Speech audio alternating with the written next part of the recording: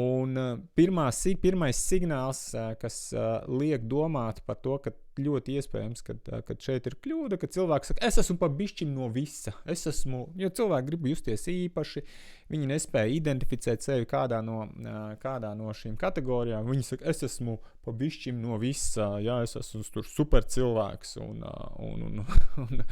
vēl kaut kādā veidā. Un kāpēc es par to tik pārliecināts varu runāt? Tāpēc, ka man pašam ļoti ilgi tā likās. Ja, kad mēs ņemam atkal tos klasisko 4 tipu tos cilvēkus, vai to, kas šajā grāmatā, ja, kas ir arī aprakstīti, man likās, ka tas pavisam bišķim no visa. Un realitātē, tā objektīvi skatoties, ja, kaut kādos apstākļos tā arī var būt. Tā arī var likties, tā arī var izskatīties, tās izpausmes tādas var būt.